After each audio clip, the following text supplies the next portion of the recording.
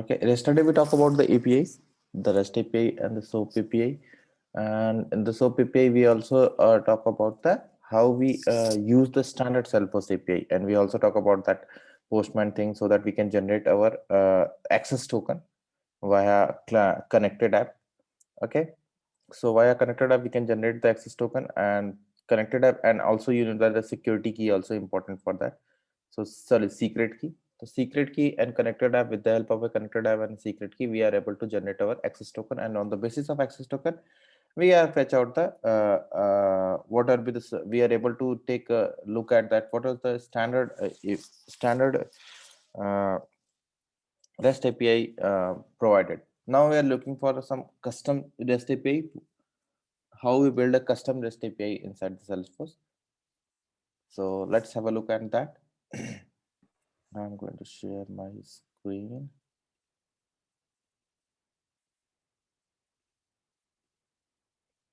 Okay, so for the custom REST API, you have we have an called some let's say custom REST API. We need to design an Apex class, okay, inside the Salesforce that will do that job. Yeah, means usually we suppose we have a situation that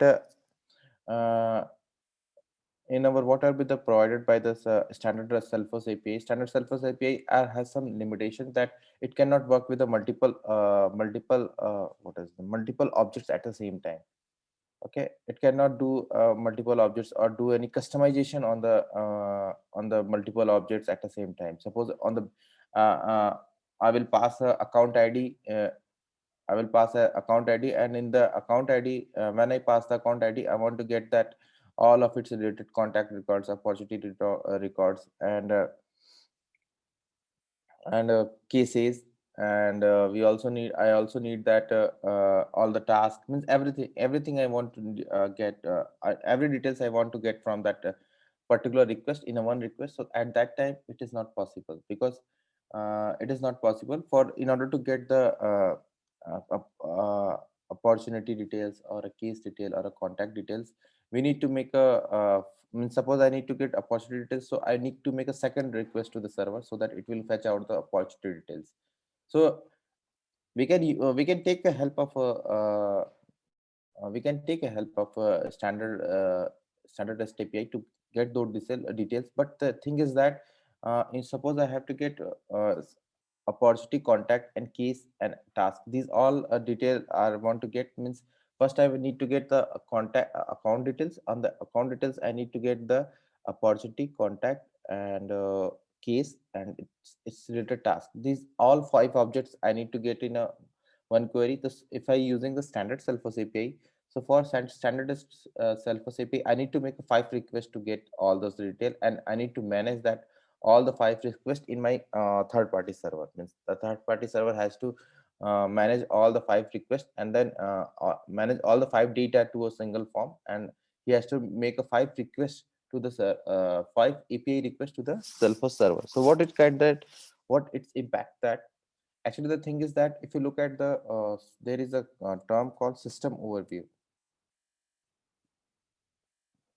So in the system overview, we have a limitation that I can make only 15,000 requests per hour per last in a 24 hours. Yeah, in a 24 hours I had, and I can make only 15,000, and it is dependent on the different types of additions. Means it's the developer edition, so it's a 15,000.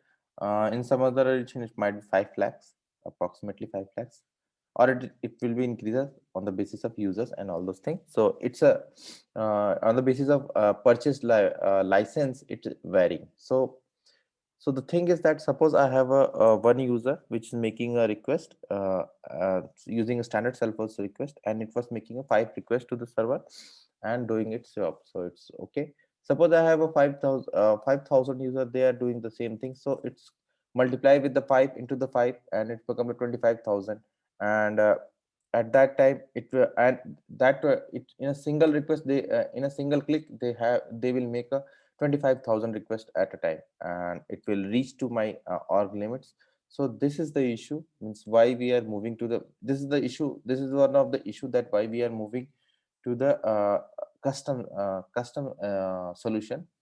Okay, why we are moving to the custom solution, so that I can get that processed API in means I can make a single request and get the process response from the Salesforce. So that's the limitation, that in order to make a, means I have to, suppose I have to make a multiple objects requirement, and at that time that standard Salesforce API, it's quite limited to that, because it's come to an API usage, and Salesforce has a governor limit, so we can't use so many we can't make so many requests to the Salesforce. So that's why we have to make some custom solution, go to the custom solution, and in that custom solution we use the custom REST API for the org. And we also use a custom REST API whenever we have a requirement, some complex requirement, that we have to manipulate the data which is fetching out from the server, and fetching out from the Salesforce server, and then we have to manipulate the data according to the third party server, so that accept. Might be that it's usually happens, suppose that we have a legacy system that was designed in such a way that it will accept the JSON format in some different way. Suppose if we use the standard Salesforce API, so in the standard Salesforce API, when returns, it will returns in a the standard field API name in this in their object. If you look at that, where is my Postman?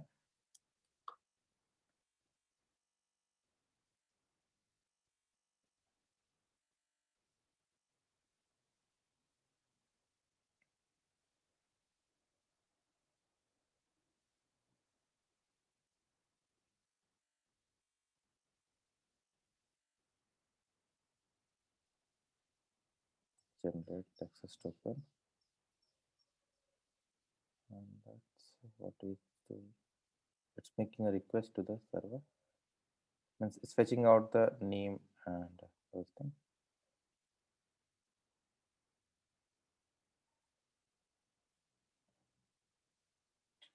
Session ID expire. Okay, I just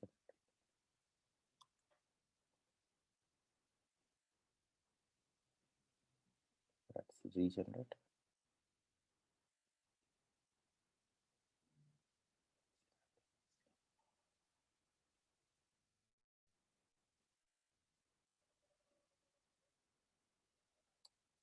Do you need to click on authorization? Check. Oh,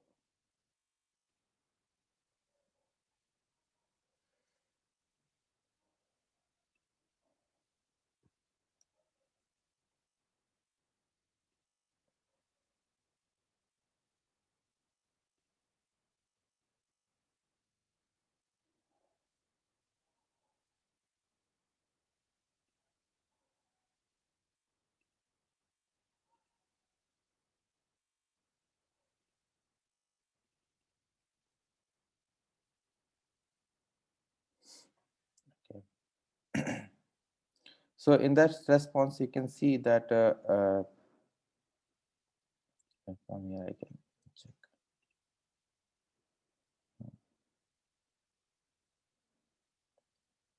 check. It's showing me that name. Suppose I can query one more thing. Or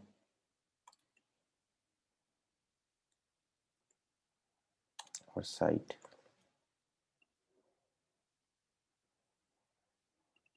accounts.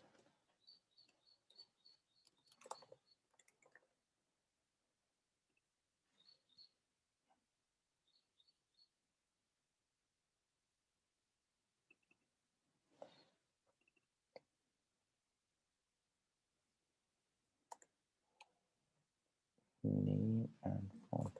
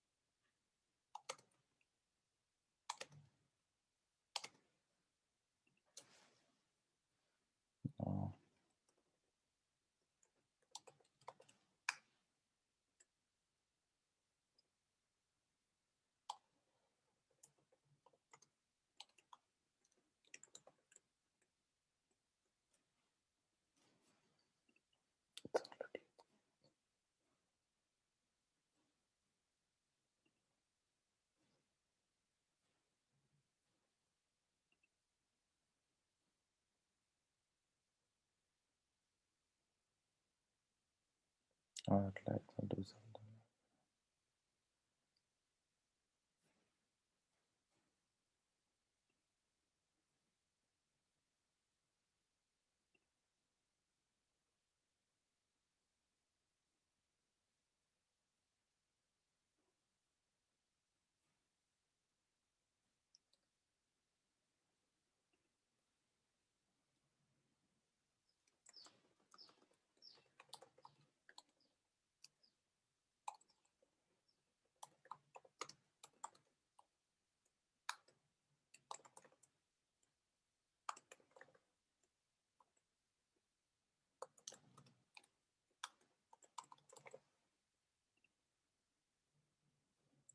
Okay, site is null, some other field. Let's talk about the custom field. Let's have a look at the custom fields that are available up here.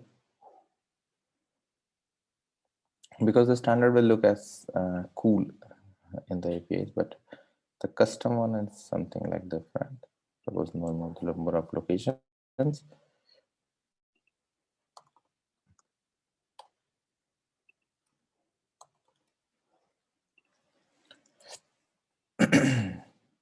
So it's giving me something like that. It's a API name. It's something different. So suppose in this situation that you can see that it has some other details, and might be the chances of that uh, the uh, the third party server which is making the request to the Salesforce SOAP API might be does not have this kind of configuration to accept this type of parameter.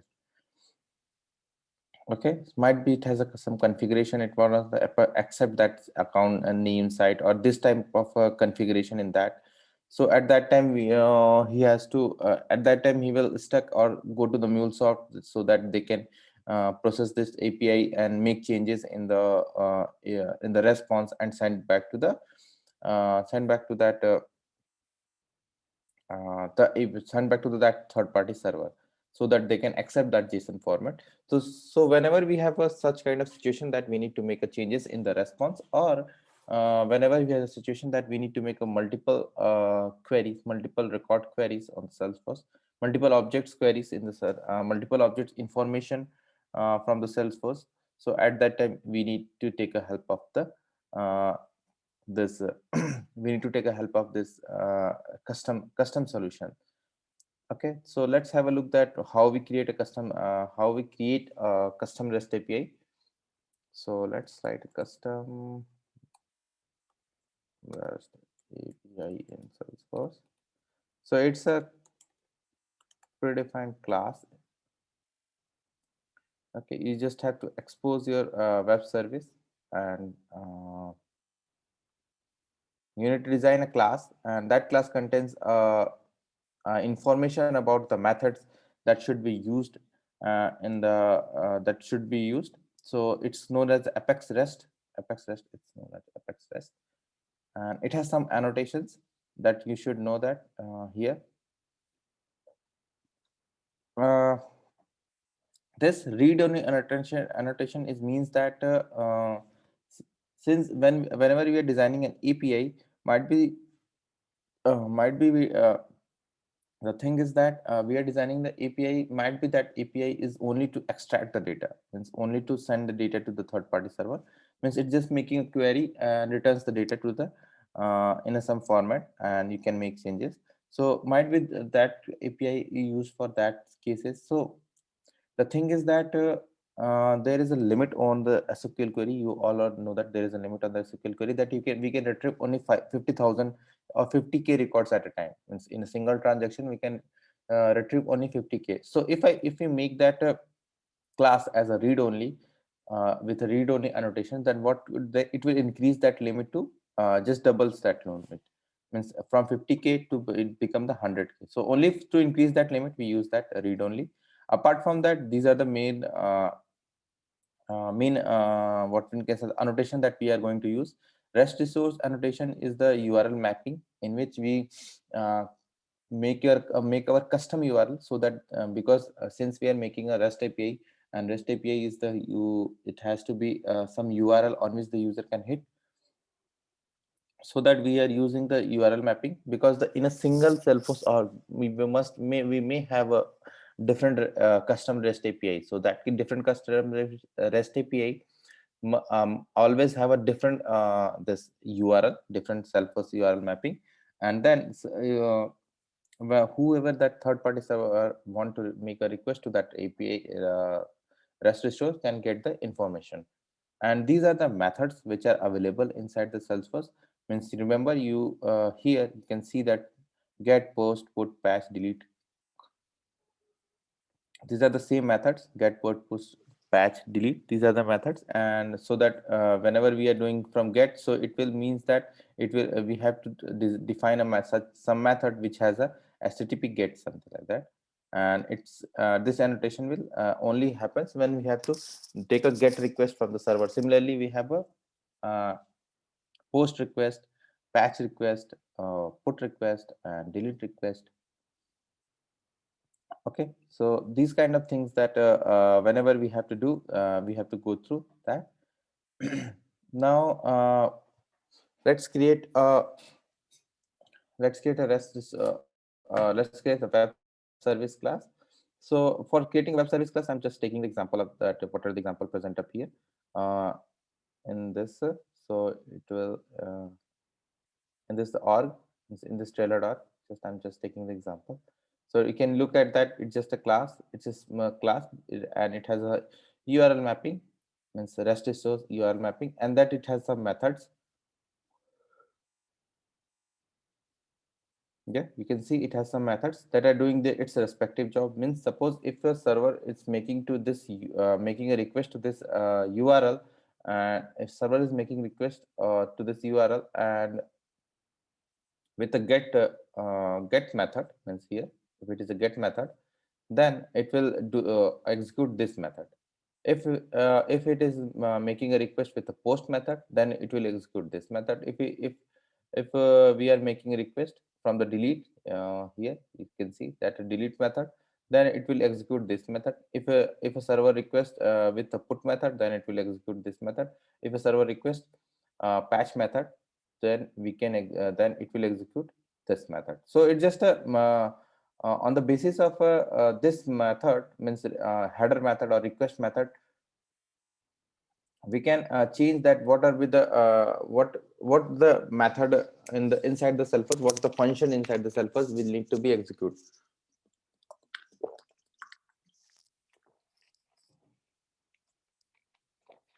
So let's have a look that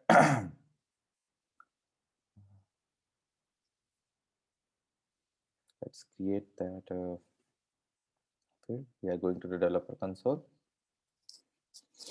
and creating a class.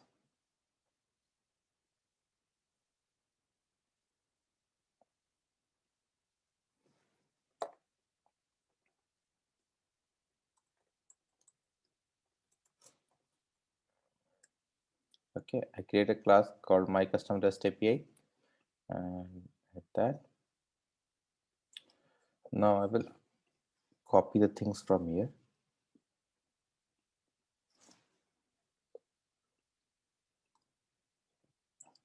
And yeah, put the rest is URL mapping will become instead of doing that, I will write my API request. Okay, I just make that to something like that, my API request. And what's the problem I'm getting? This must be declared as a global, so I need to declare as a global. So let's okay, we also have seen that while declaring a class, we also seen that this keyword called with sharing, and there is another keyword called without sharing. There is a small difference between that with sharing and without sharing. With sharing and without sharing. Okay, actually it's a security permissions. Security permission means sharing security permission. If we write a class with a with sharing, then it means that all the security models, means all the security sharing rules will apply on this class. Suppose I'm making a query, so that query is based on the current user login, and the logged in user have the permission to view some records, so only that record will be visible, only that record will be fetched out from the query. And if I use the without sharing, then it means that uh, uh, it doesn't mean that API, that the class will not look for the sharing setting. It will extract all the data from the Salesforce. So it's just a kind of thing that with sharing and without sharing, it's a quite a small difference that and its name will also resemble the same things. If it is a with sharing, means sharing rule will apply. Without sharing, the sharing rule will not apply. Only small thing. So with sharing means the if we have all the records are shared, only that record I can see. Now I'm creating a get method,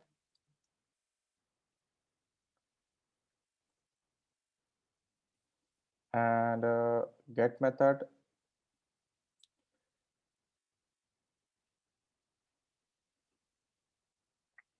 we have a request. There is a two classes are available in the Salesforce called a REST request and the REST response. It is not mentioning up here.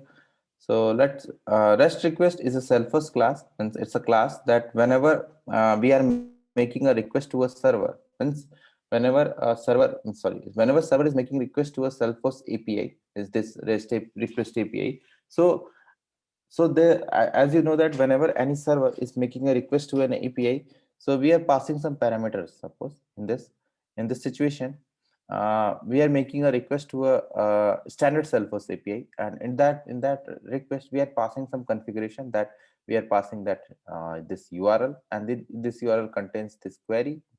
We are passing that this header, authorization header, that have some bearer and token, and we are also passing that method. So in a single request, we are passing, and we are also passing this header information. You can see that header information. So uh, so in a single request we are passing these all these parameters. So in order to get that parameter inside the Apex class, we use the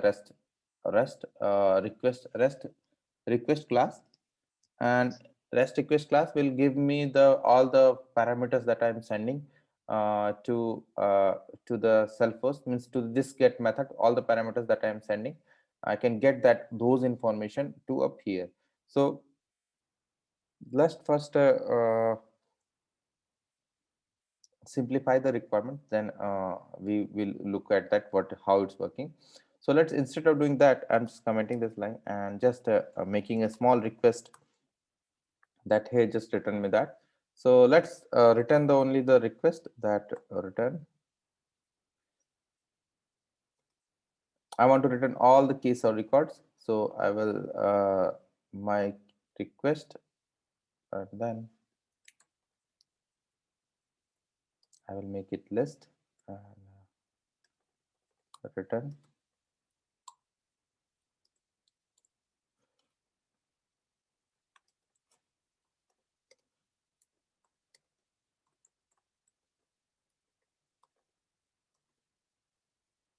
What is the email?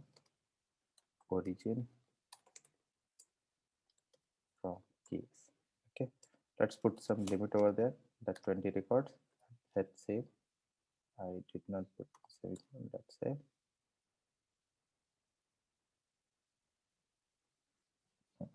I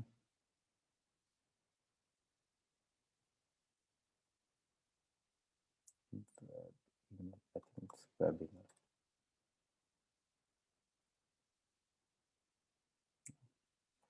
I will take a look at that later on. Okay, it's got saved, so it will give me ID, case number, and origin for all of the cases, and I put a limit, so it will fetch out the 20 records from the Salesforce or. And sure, let's have a look at how we make a request to this custom REST API. So for that, there is a small method to make a request to a custom REST API, that we need to use this one, Apex REST, that REST, that this kind of thing. And then, so here making the services slash data, I need to change with the Apex REST services Apex REST, and then our custom URL that I write up here, and I call copy and paste up here, and the slash, and then I need to make a get request, so I'm just sending. So in a response, you can see that I got the ID, case number, and origin in the response, and it's a quite good thing. Means I can get the information whatever I send up here. Okay, so it's sending me all the information, and I think it's limits 20, so it's showing me 20 records.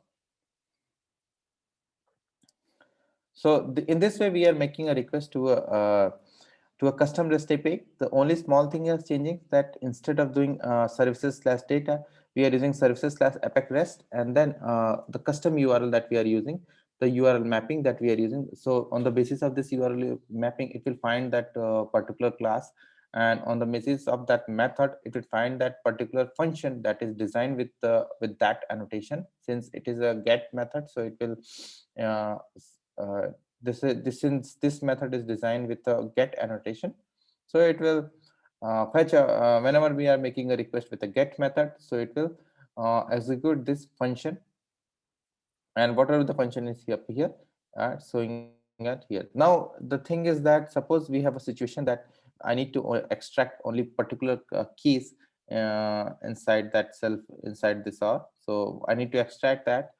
So for that, there is a configuration that instead after this custom URL, I will pass the ID. Means I will pass the ID of a case ID. Let's have a look. That I will pass the case ID, something like that. And when I hit this, so I want that particular records showing up here.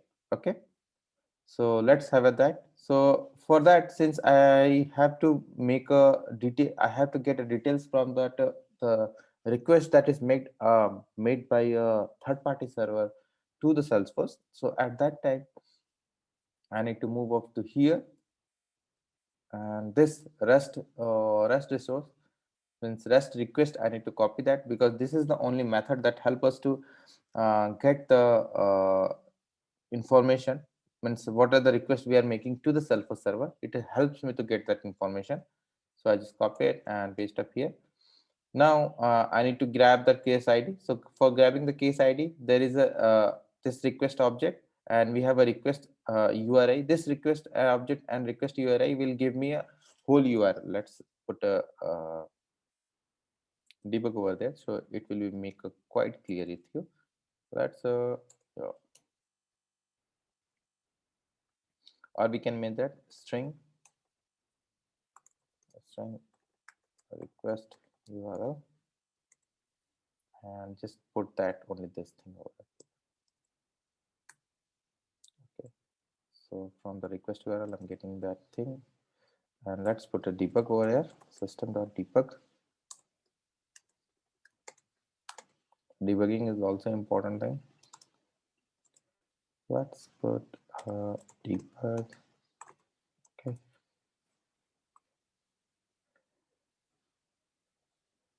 And let's put the this return statement below the everything, so that it will execute before that. So I just put a debug, and in order to see the debug, now you have to know one more thing. So in the setup, this debug is not visible. Means if we are making changes outside the Salesforce, no, I think it's making a request. Yeah, it's making a request, so it's okay. It's creating a log. So let's make a request. I'm making a request, so that's come. And if I check the logs, it's generating that log. And from here, I put a debug. You can see in my request URI, I'm seeing that it's showing me that my API request, and then there is a ID. So I need to get this ID from the CURL. And so what I will do, that I will use the string substring method, and in that string substring method, I will get the last index and put the values from that. So I will use my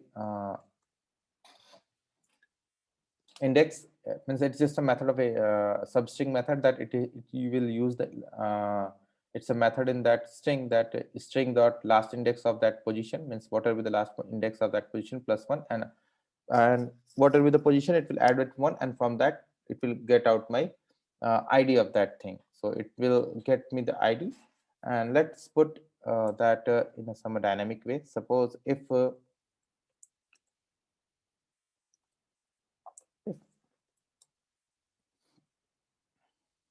string dot is not blank. Okay, if case ID is not blank, then return this.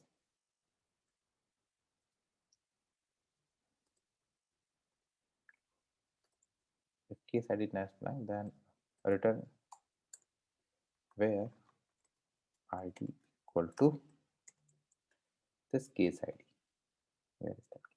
Okay, so if its case ID is not blank, it will require means if it has some value in the case ID, then it will return the information about that case, and if does not have case ID does not have that value, then it will return the 20 list of all the 20 records. I have make something like that changes. So what will we do that if I make a request with the case ID, it will show me that information, and if I remove that case ID, that it will show me then it will show me all the information. Okay, actually why it's not happening, because I was removed that thing, and in my URL mapping I'm using the slash, so it match for that particular thing. So okay, so it's a kind of that thing. It's actually it's might be exception, so that's why. Okay, you got my point. Means it's just a thing that we can manipulate all the thing and do whatever we like to do. So we can manipulate all the changes, all the request thing, and then perform the activity. So it will do some. And usually the get we are using the method only to fetch out the data. Means usually whenever it is defining a get method to the Salesforce, we are utilizing that get method only to fetch out the data. It does not have to manipulate any data, okay, or to insert any data, something like that. Usually we don't design in this way. You can design that thing, means you can do that thing, but usually the best in the case of a best practices, if you are using get method, so get method only to get the data from the Salesforce. Now let's move to some other methods.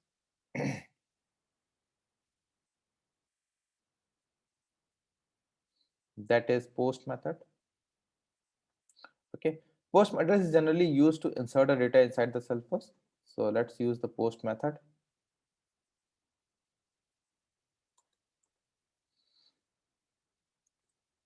Okay, so post method is generally used to insert a data in the Salesforce, but whenever we are using the post method, so there is a thing that comes with, there is an advantage comes with the post method, is that let's have a look that when I change it from post, then you can see when I so get does not contains any body of the request. It does not have any body.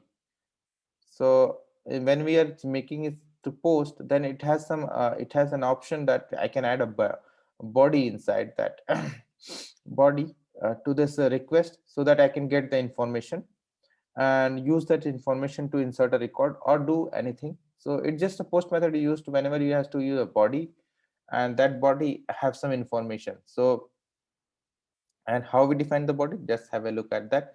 Suppose it's depend on the parameter, that it's depend on the how we want to accept that information.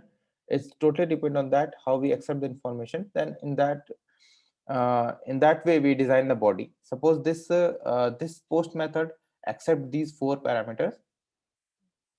Yeah, you can see that these four parameters: subject, status, origin, and priority. So we need to design a body in the same way. So let's have a look that let's design a body.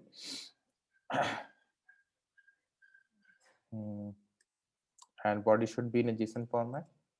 So it's a thing. Let's put a subject that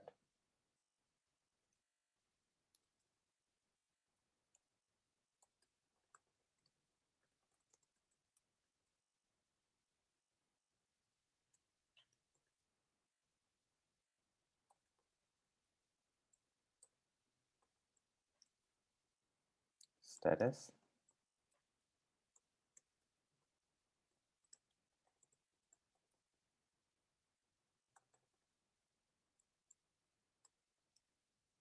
And remember one more thing, if whenever we are making request to a third party server in order to insert the data, so all the permissions are still applied. Yeah, always remember that all the permissions are still applied, and all the validation rules are will be fired, or the workflows will fire. Means every whatever the things going to be happen with we have designed, it will work for that REST API. It will not never means we can say that it will be violated. No, it will work for that.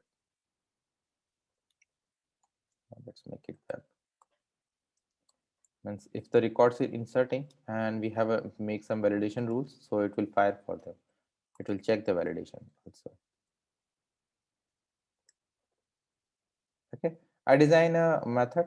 I design a body for that. Now let's make some changes in that. So I don't think I need to make some change. I just have to make. I just have to. I think I just have to add the body and nothing else. And let's send the request. Method not allowed. Oh, that's correct. Post is not allowed. I think might be I haven't saved this. That's why. Let me save this. So I do a post request. What it will do whenever I do the post request, it will call this method, and this method has 4 parameters. So those 4 parameters are taken from this body. Means it should have to be matching, and then after that, it will take those parameters in subject, priority, and then insert the case and return the case ID. Okay, returns the case ID. So I will hit sending. So once it will process, it will return me a case ID. Let's have a look on this case ID.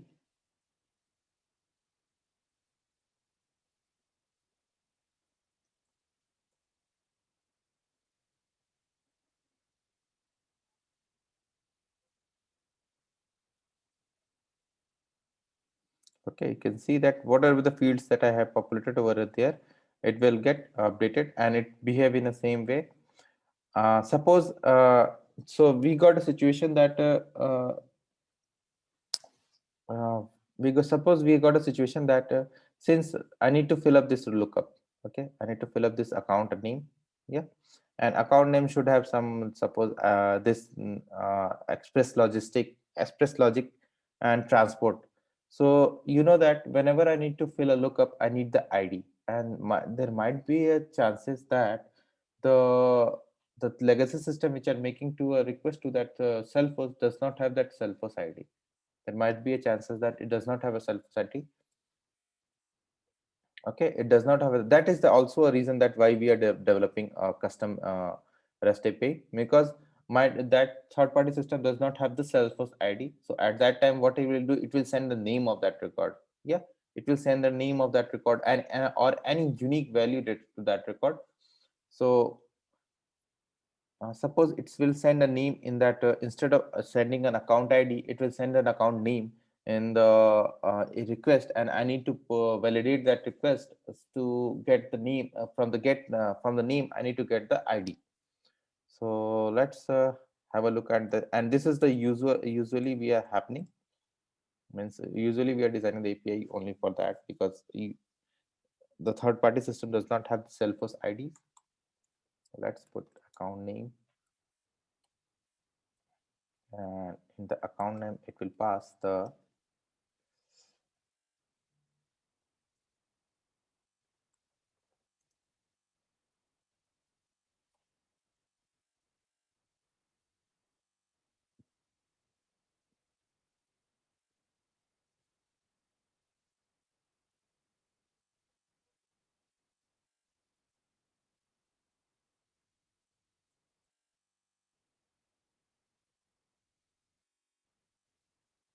is calling me error because I haven't used up here. So let's have a look at the string.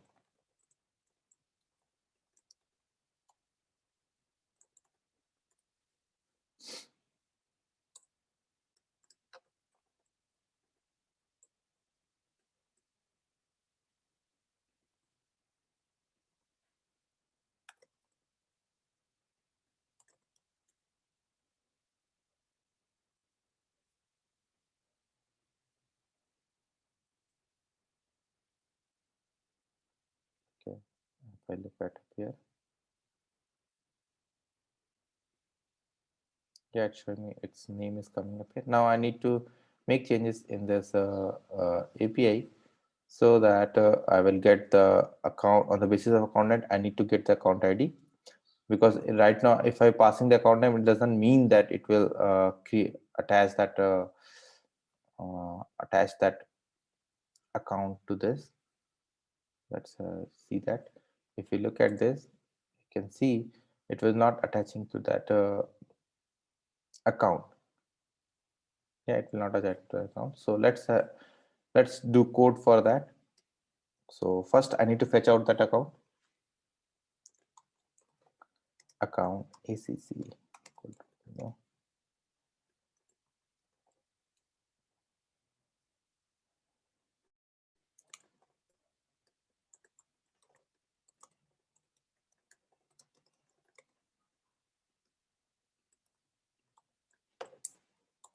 And then I will make a query on the basis of name.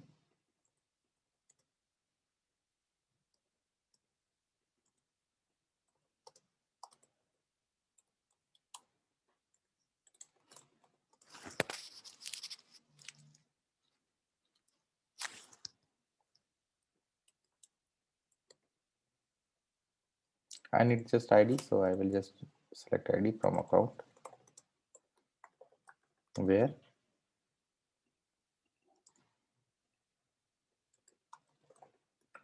where name equal to this.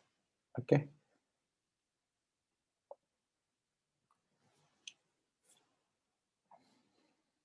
So it's a list of records. So I need only one of the record. So I will put something like that. Either I will put the limit or I will get the zero index of that. So here, let's put a debug so that you can see that it's getting an ID.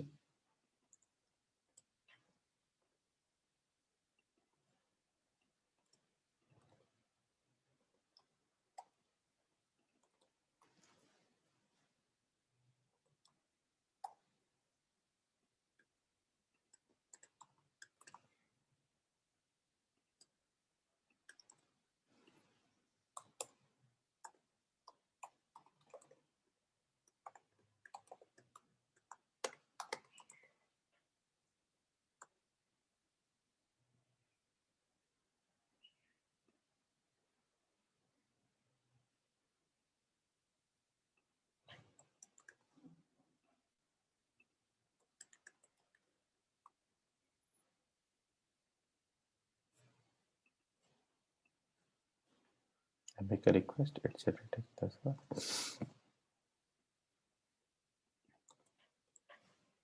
And then when I hit, if you look at this, it's get attached to that Express and Logistic. And if I look at my debug logs,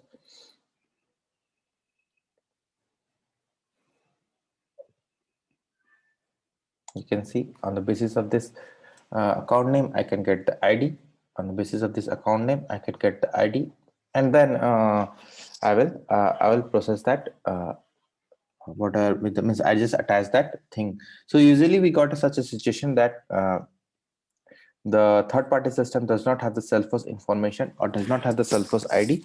It does not is only have the Salesforce because it's the name of the record. So it has the name of the record, and on the basis of name, I need to we need to fetch the ID and give the proper response or attach that proper record to that object. So now there is a case. Now there is a something that you should know that while working in the while working with the custom REST API, that is an exceptional handling along with that thing. But before that, let's have a look at some more methods. It's quite simple. Means it's quite the same that you have seen that if you have a delete, so we can use this one in this way. You can directly use this one in here.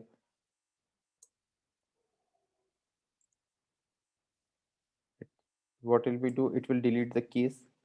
Yeah, it's quite simple that We have just seen that whenever if I pass any ID in the URL, and it will get that ID, and it will delete that case from the record. Means it will delete that case just like that. For example, where is that? We are using this. We are seeing this record, and this ID is here. Let's copy this ID and paste up here, and change the method to delete, and then send. If I change the method delete, then body does not seems to be working. Means it doesn't matter if I add the body or not. So it's because we haven't sent any response, so it's still it does not show me any response up here. And if I refresh this, it will shows me that this record got deleted. Okay, now let's have a look that suppose I need to send some response because it does not have response, so user does not know that it's happening or no. So let's put a response. So I will do a return. In that return, I will write some message.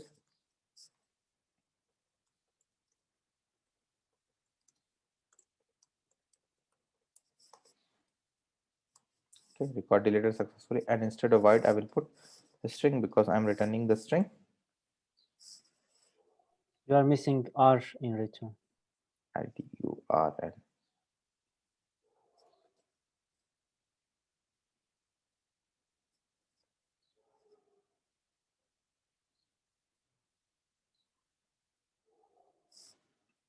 Let's copy of this record ID and then paste up here and hit the send. Now you can see the message is appearing up here. Message is showing up here, and this record is deleted. Okay, so this is the way that how we are working. Similarly, we have some other more put method. Put method is to update that record, usually used to update that record, update or upsort that record. Put is to upsort that record, and patch is to update that record. Okay, these are the things that defined up here. So if we use the put, then it will upsort, and if we use the patch, then it will be update. So upsort is a quite simple, that upsort case that it's showing me in the parameter. If it find this is not the exact case in which the EK. If ID is matched, then it will update the record, else insert that record. This kind of thing that using. And here and in the patch we are updating the record. So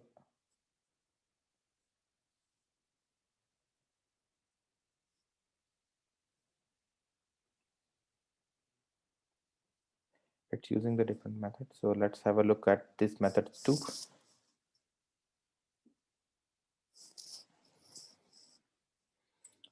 So let's first have a look at that put, so that I will move back up here. That's we have a body, and that body, let's add one more parameter called ID, subject, status, origin, and priority.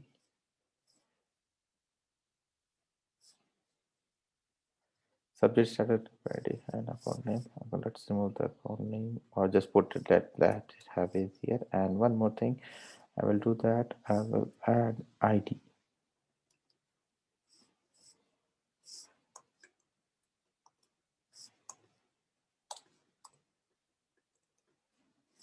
Okay, and it also do the things that account name when you should add.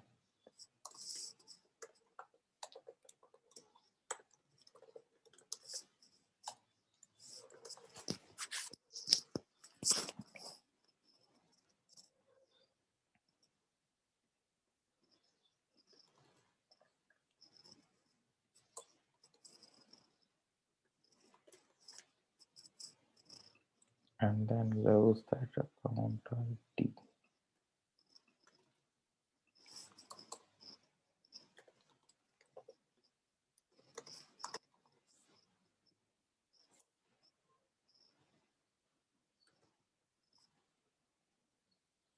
Save that.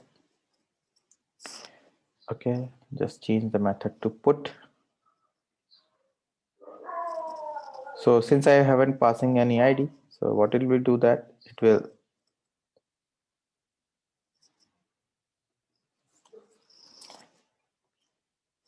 JSON parser error.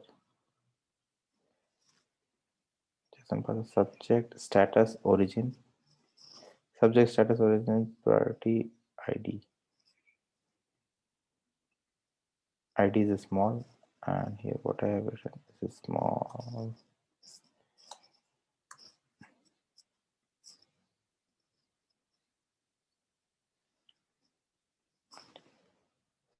$78.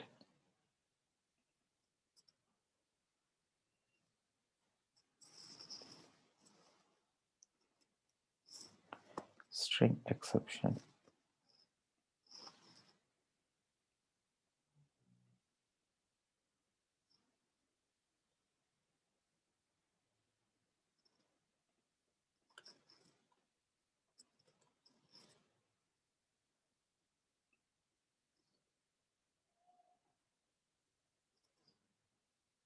So everything looks okay. Why it's causing exception? Invalid ID. Okay, it's causing exception that it's a invalid ID. Let's put that valid ID over up here.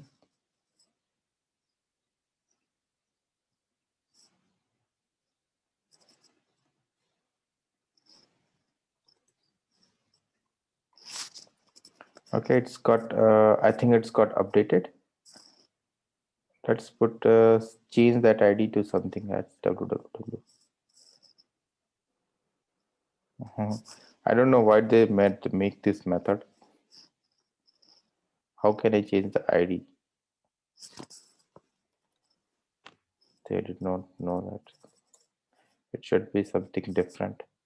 On the basis of some other field, it should have to some other field, some indexed field. On the basis of that index field, it should update.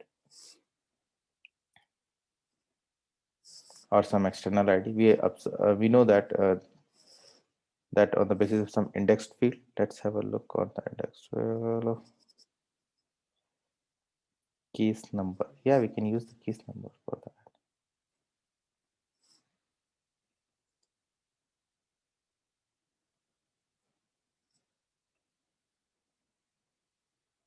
But we cannot write the keys. So it's okay. Means you got it. Means I think you got it. Means it's only the thing is that it's upsert the record, and this case is not proper thing to upsert show the upsert case because it does not have some proper values.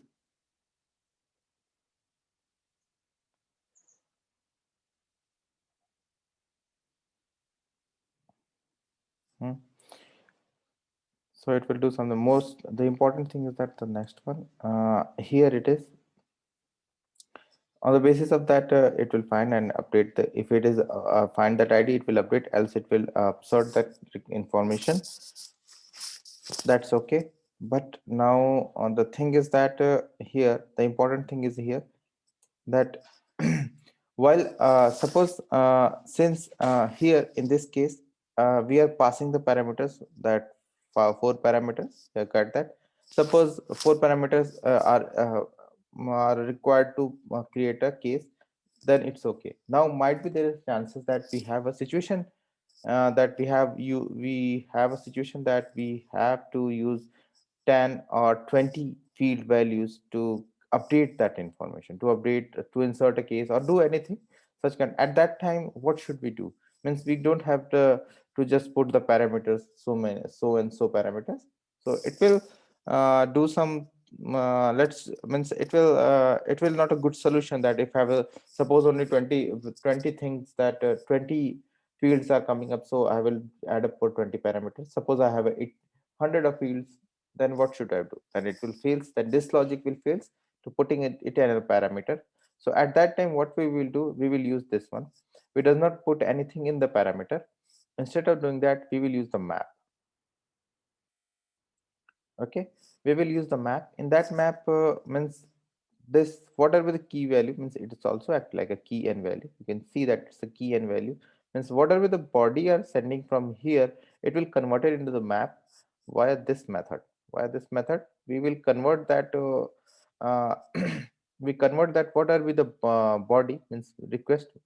What are we are getting the body? We are converted it into a map and then get the value from that map and update the case. Okay, so we are getting the value from the map and update the case, and for we are generating the map on the from the body that we are getting in the request. Okay, so let's have a look. That first it is doing the same thing. It is from the URL, it's getting the ID, and from the URL it's getting the ID, and then what are with the things that we are sending in the parameter in its body, it's update that case record. So let's put in here and let's, sorry, not here, let's patch. Yeah, patch.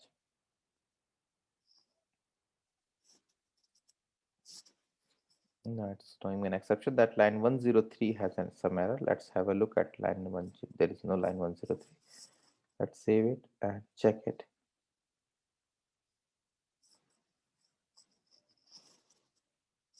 Line 106 having an error. And what's the error is that? Account name, still why same issue, that account name it's not fine, so that's why let's remove that, and it's got updated. Suppose I, instead of doing that,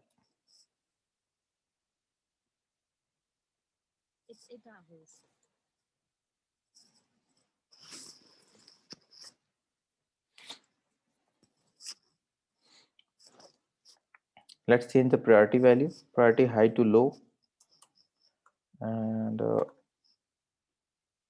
let's remove the ID from here, send it again, updated. If I refresh, its proper priority got changed to low. Okay, suppose I want to change the type.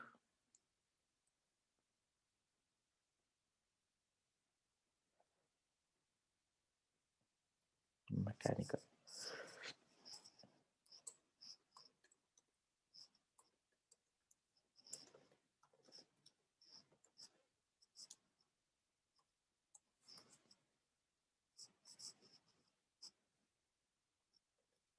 So as you see that I'm making changes in the I'm making changes in the body, but I did not have to make any changes in the controller class, means in the REST API class. So that gave me a benefit of that if I using this map of thing, and that gave me a means from the request body I extract that all the information in a string and deserialize that into a map string comma object. Why I'm using the object? Because I don't know what will be the data type of this thing, means I don't know what's the data type of this values, means might be it's a number, might be it's boolean, might be a string. So that's why that's why we are using object as a second parameter, and first parameter we always know that it comes as a string, so that's why it's a string, and second parameter is the object. And then whenever we are parsing that value, we will just stuck with that. Suppose I have a situation that I need to work with the numbers. Let's have a look. That is a situation. If we have any number field over here or no. Checkbox auto number, it's auto number. There is no number field.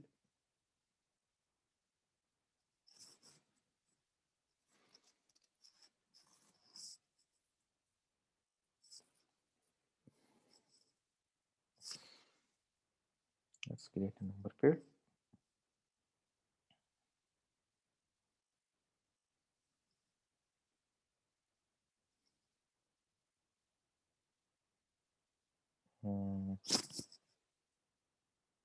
What should be the value?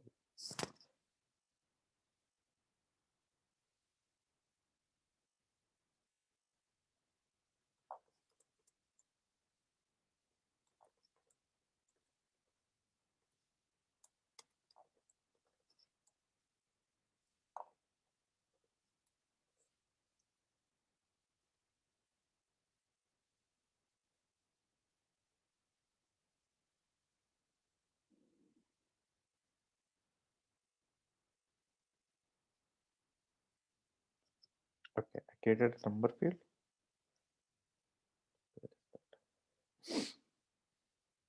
Custom case number. Now I come up here and suppose I need to add a value in that thing. So I will put here and then I will do, since it's a number, so I will do 42434. Now it hits an exception. Okay, it hits an exception that sorry, four. Yeah, sorry. So it's since it's an object, so it will automatically get into that. Means we don't know the data type of that thing. We don't know data type of that. What will be the value coming up here? So that's why we put as an object, and it will automatically get parsed into that thing. So that's why, where is my controller? Here. Since we don't know the data type, so we just use that object data type, and object will automatically convert into that particular thing. So that's the thing, that why we are using object. Object is a generalist thing, and it will be get passed into that particular variable.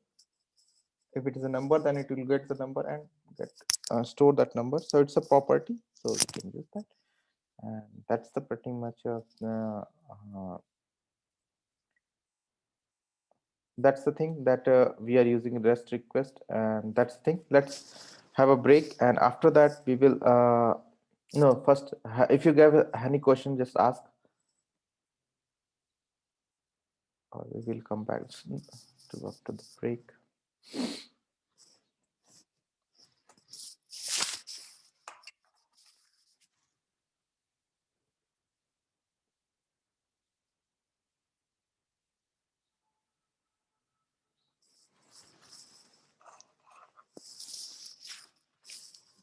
No, then we have a break. Let's have a 10 minutes break, and after that we will discuss more about that as the custom REST API. Okay. Thank you. Muchas gracias. Thank you.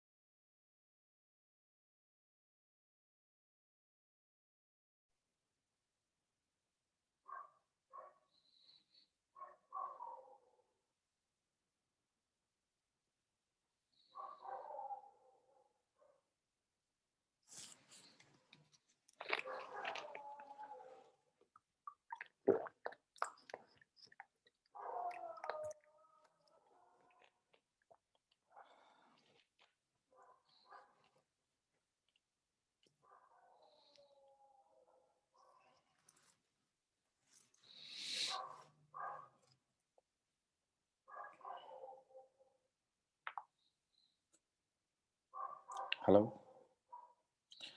Okay, let's start.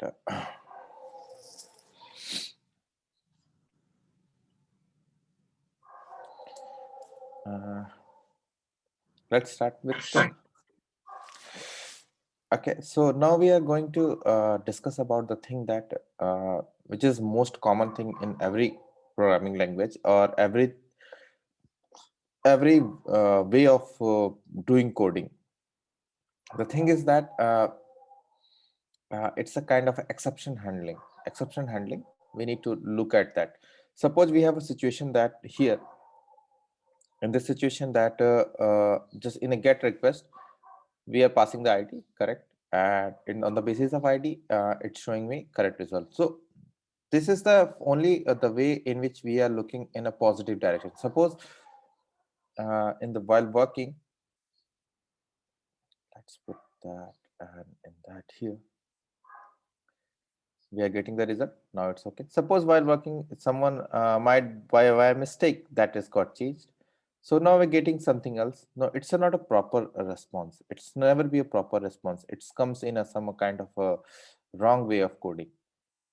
So let's make that in a proper way so that user get response in a proper way and no, yeah, user get response in a proper way. So for that we have to use the wrapper class. Okay, wrapper class is a kind of a class we can say wrapper class or inner class, anything. It's you can notify with any person, any definition, but it's a thing that it's a small inner class, or we can say the wrapper class. What it's contained, it contains that different types of information in the same place, meaning suppose we have to just like that in this response we can't send any boolean response, we can't send any boolean over here. Means I can't send any true false value along with this response. Got it? Means if I got the response, it will show, it will send only list of the cases. Apart from that, it will never show never send any of the other details. Suppose it's code, it's wrong, so I want to notify that user, hey, you are doing something else. So that thing I can't do up here, I can do that thing here.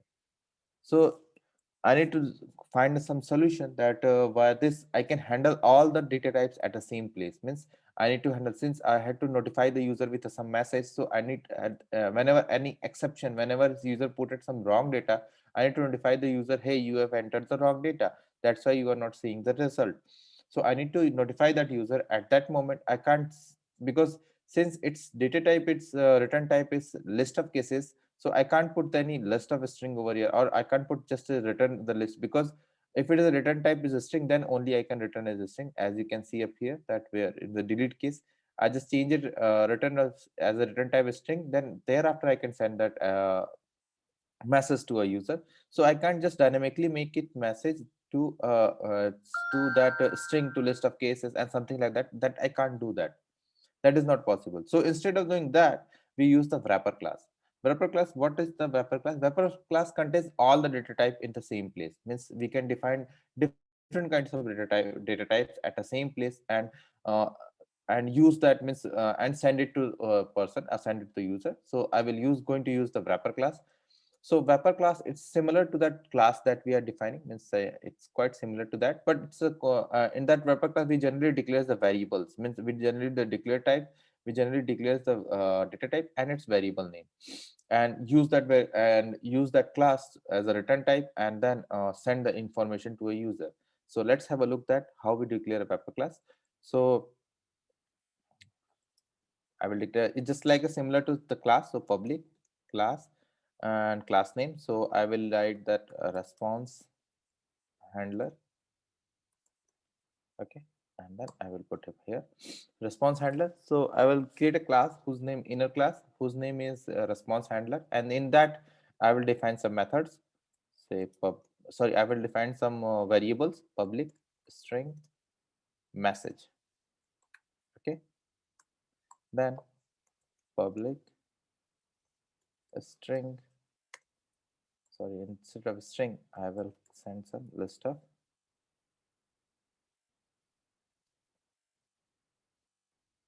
cases. Okay, I will make it, and then public Let's make a boolean.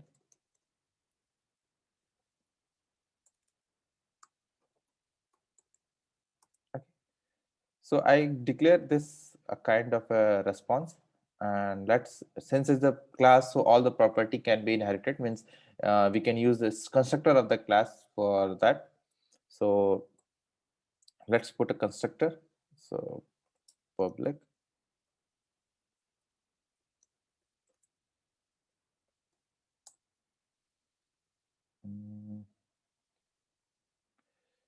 when we pass list of records and this dot all know that how it's working. It's this dot message, means if I pass it this, it will access this variable. Yeah, you got, means it's a Java concept, so you know that records equal to this records. Yeah, if I use this par this, then it means that I'm using this variable, and this equal to this means I'm using this variable. Okay, and this, so what I'm doing there, I'm just initializing the values in that via constructor instead of doing anything else. So what is that, if I need to, means I'm just defining the various ways, means suppose I need to send the only, means suppose the user send all the values are correctly, so I need to send the list of cases. So I define a parameter list of cases, and all the values are according to that, means message should be no value, there should be no value in the message, and I will make a parameter called success equal to true. Second, since I need to also send an string, so means whenever the user makes some mistake, so I need to check that mistake and send a string. So I will use the string and then put a message, and this message, this, and instead of records I will use initialize or with an empty list of cases. Okay, and since it does not return any record, so I will make a false.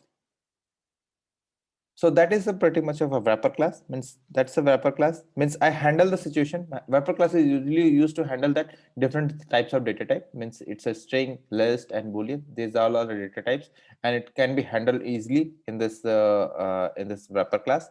So it helped me to that whenever I need to send the list of cases, I can easily send the list of cases, and if I send any message to a user, I can send the message to a user.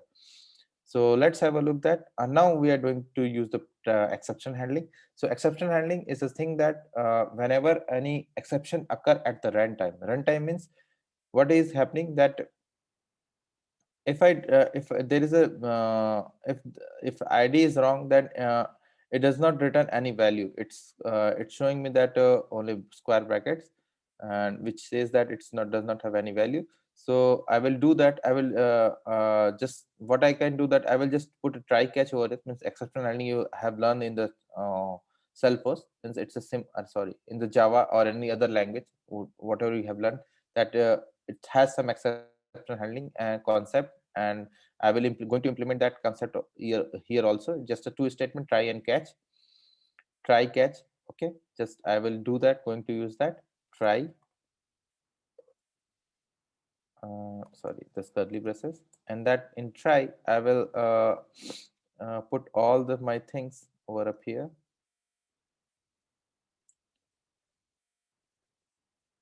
and then here,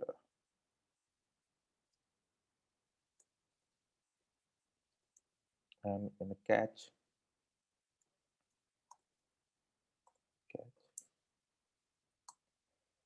I will do the exception.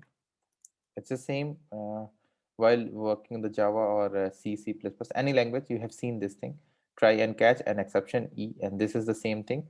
So I'm just returning that if I got any exception, and so instead of using list of cases, just make it so response handler, means the response which are going to send, and then create an object of that response.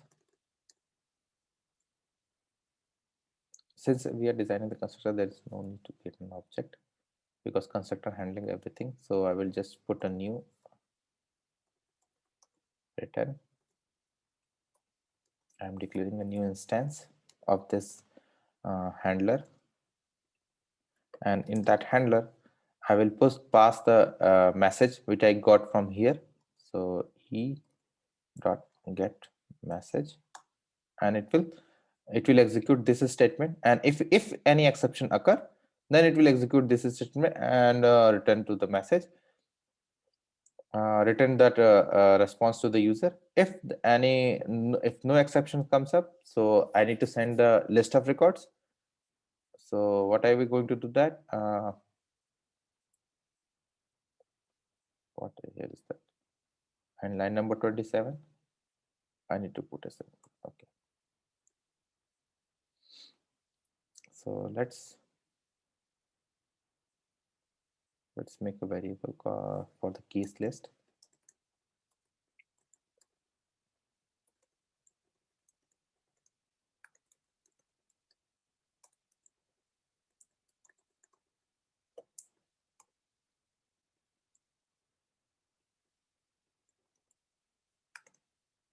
Okay.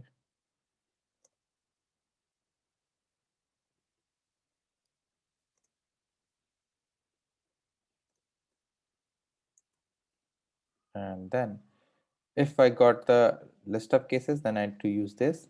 So let's put that.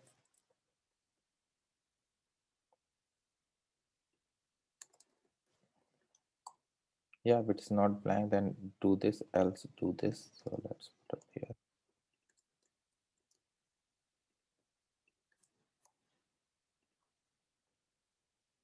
Same thing, return, and instead of that thing, I will pass the list of cases. Okay.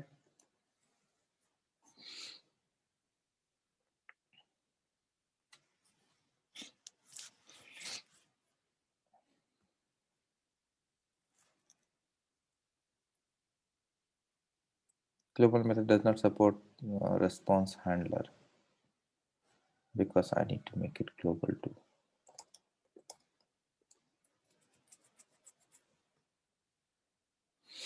Okay. So let's make a request.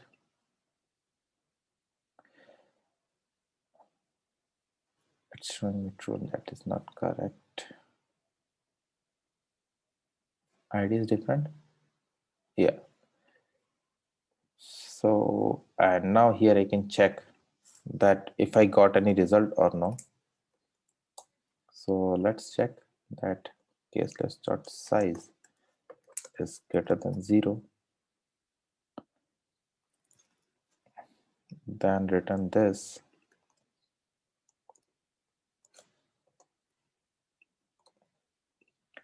Else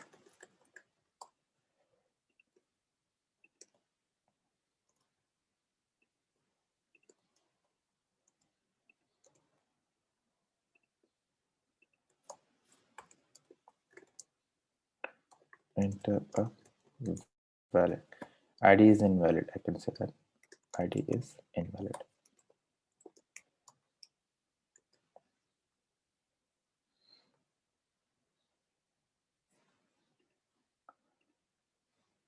Okay, you can see now it's showing me ID is invalid, or we can also show that no record found for this record or something like that. So it's, you can see that I can pass a custom message, means now it can be handled. If I pass any correct ID, let's pass any correct ID, just like this. Here, passing a correct ID and send. Now it's showing me the record message is null and success is true. And if someone has come up here and changed this value, so it's showing me that is success is false. So in this way we customize that, means single method, means wrapper class helps me to a single method will help me to just tackle all the situation. Yeah, single method helps me to just tackle all the situation that that I can manage the response that user can get. So it's a meaningful response that user can get. So in that situation we can also get that. So, and one more thing, that since we are working with the server, so server also have some property to handle this kind of things. Suppose uh, let's how can I means you can see that if everything comes correct, then it shows me the status is 200. Means 200 says that everything is correct. Let me show you that some more apex, some more this what is that status code might be here.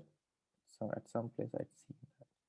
Yeah, yeah, you can see that there are some code that available up here.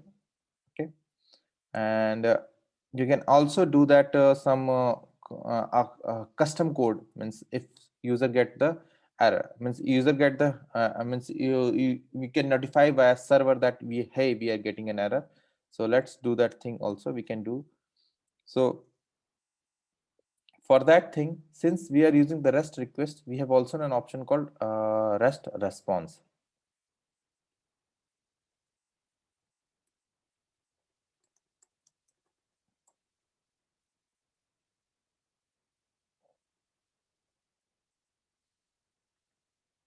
Yeah, REST response. REST response is a class provided by the Salesforce in order to specify the response what we are sending to the server. Okay, what we are sending. So it's a kind of a response that specify that what we are sending back to the third-party server. You can see that whenever we are making a request, we got some property. We get this body as a response. We get this headers as a response. Yeah, it comes in a header. Yeah, this thing we get a body and header and a status code as an inner response. So we can also alter this thing to be more what we can say understandable API. So let's have whenever we got a whenever we got an error, I want to send the status. I want to change that status code. So for that, let's have a look on that. It's how we declare that. Mhm.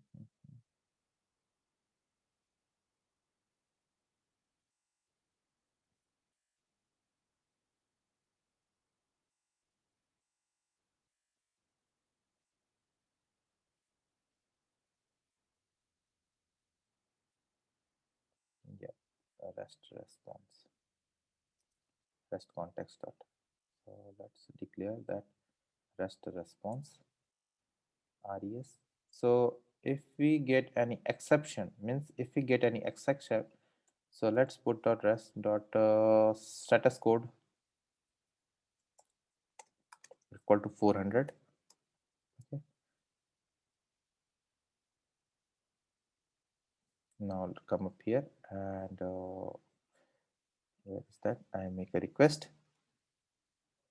So you can see that our status code is changed to 400.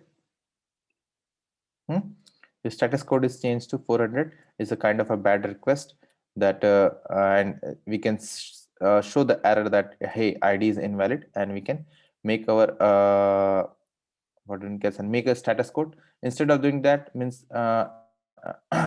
else it is showing me, if you affect comment this line, else you can see that it shows me 200, which is not a good error code, means which is not a good response code, means it's showing me that it's everything is correct, so it's not a good response code. So whenever we are working on the custom REST API, we also have to take a look at that status code that we are sending to a user. It should means actually the thing is that every status code had some meaning. Where is that? You have seen that usually you find this 404 error while working with the server. Yeah, means while working in the internet, you will find that 404 and 500 error. This kind of error you already seen that using working on that as websites are usually show that 404 URL not found or something like that. So these kind of error we are sending that when we have to notify the server with the error, and that status code is important while working. Means if the request is successful, then only we can say that hey, you are good. Else you have to point some error, also have to send some status code, and there are some many more status code. Let's have a look. Instead of here, just look here, status code. Yeah, here request of status code, you can come up here and find up here. You can see there is a 200, 201, 202. These all things. Yeah. And we have a 300 series, we have a 400 series, and we have a 500 series. Okay. And these have some meanings. You can see that these are the server errors, and 400 series are come in a client errors, means those mistakes are made by the client, and means these are the kind of a success. And with the success, if we want to send some more information, means with the success and some error comes up, something like that, then we have say this type of, then we have to go through this. And redirection is means that whenever the URL is got redirected or something like that, or means it's a kind of that redirection. So you can review that, means it's a and it's whenever we are working with the API, whenever we are designing a custom API, then we have to take a look at that, what the status code that we are sending. So it's also an important thing, what's the status code that we are sending. Okay. So that is the thing, that status code is also important to sending a request. And one more thing, there is a thing that since we can change that status code, we can change the body, we can also have flexibility to add some parameters inside the headers. Yeah, you can see this header, not this header, response header. You can see this is the response header, and it has some parameters that automatically generated. We have an flexibility to add some custom parameters over up here. Just like that, we just have to just go to the response class and get a method where it's called put. So it's a kind of a map. Rest request response. Where is the response?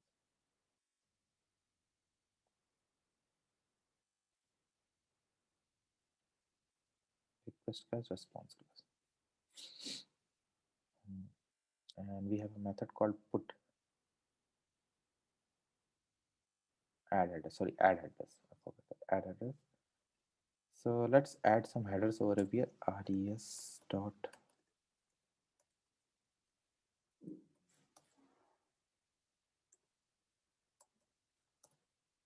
add headers, and name of, we can do any custom name. Suppose my custom header, and in the value, this is for testing.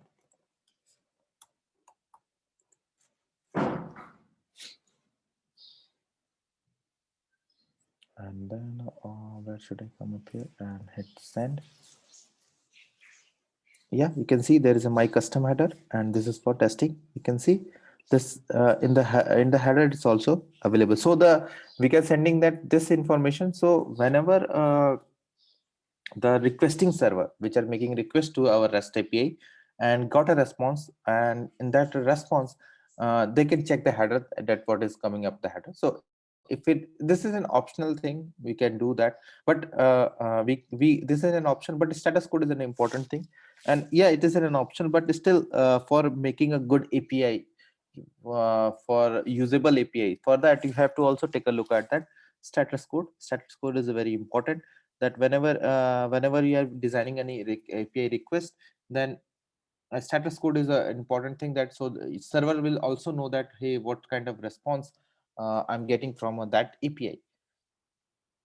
And whenever you are doing a coding, then always try to do exception handling. Exception handling is a very important thing during the coding. It's a good, what we can, is good practice while working with in the coding. You have to do the exception handling at any places.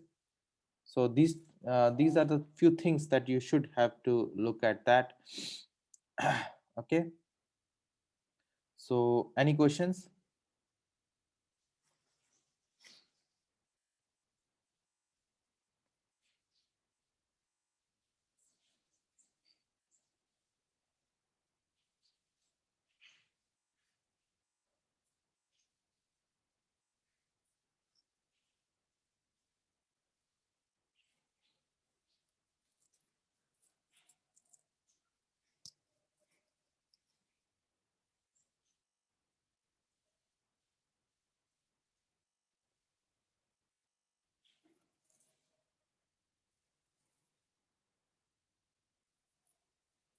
No?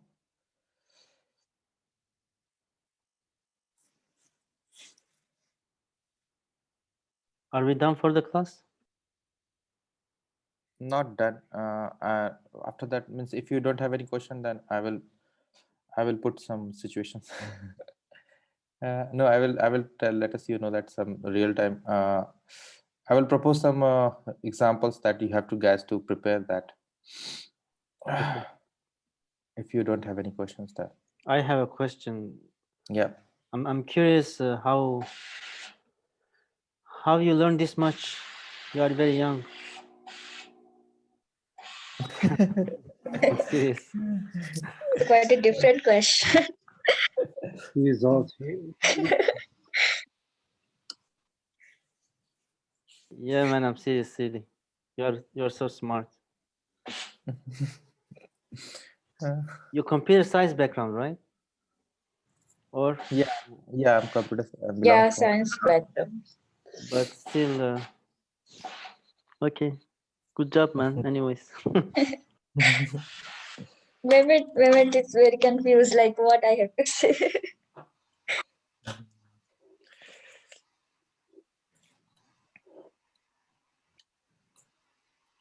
Respect. Yeah. Really respect you. MashaAllah. MashaAllah in Arabic. Have you heard this word before? Meaning good job. Acha, mashallah. Yeah, I had that. I had some because I have some friends that Muslim friends, they are talking about that, so it's no issue. I Yeah. heard these kind of words.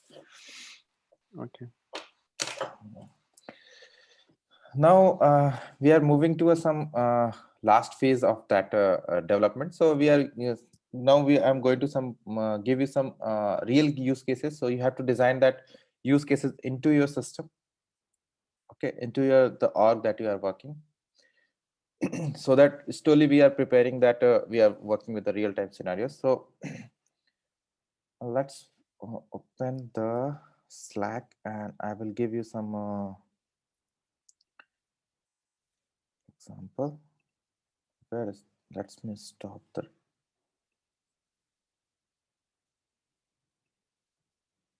sorry, stop the recording.